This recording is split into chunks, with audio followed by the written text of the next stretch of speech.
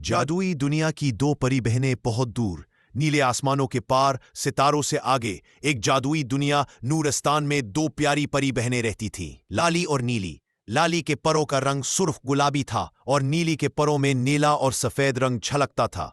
दोनों बहनें निहायत खूबसूरत, नेक दिल और जादू की माहिर थीं। नूरस्तान एक ऐसा देश था जहां फूल गाते थे, दरख्त बोलते थे और नदियों में चांदनी बहती थी।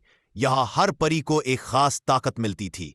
लाली के पास मोहब्बत और रोशनी फैलाने की ताकत थी, जबकि नीली को वक्त को रोकने और लम्हों को कैद करने का हुनर अता हुआ था।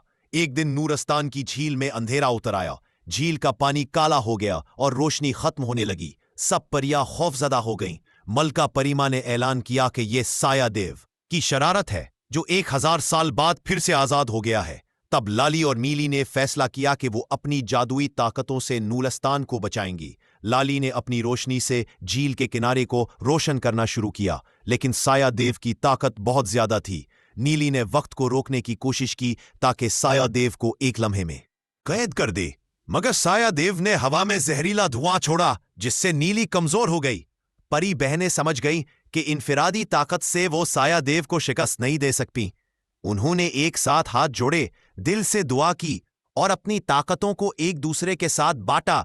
जब लाली की रोशनी और नीली का वक्त आपस में मिला, तो एक शानदार सफेद रोशनी आसमान में बुलंद हुई। ये रोशनी इतनी ताकतवर थी कि साया देव चीखने लगा और रफ्ता रफ्ता पिघलकर झील के पानी में कैद हो गया। नूरस्तान की खूबसूरती वापस लौट आई।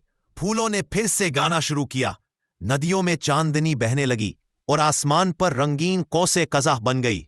मल्लिका परिमा ने खुश होकर दोनों बहनों को नूरस्तान की मुहाफिज परिया का लक़ब दिया और उनके एजाज में एक सितारे का नाम रखा, लाली नीली तारा। आज भी जब नूरस्तान की परियां आसमान की तरफ देखती है तो वो तारा चमकता हुआ नजर आता है और सबको याद दिलाता है कि मोहब्बत, इत्तेहाद और बहादुरी से हर अंधेरा मिटाया जा सकता है।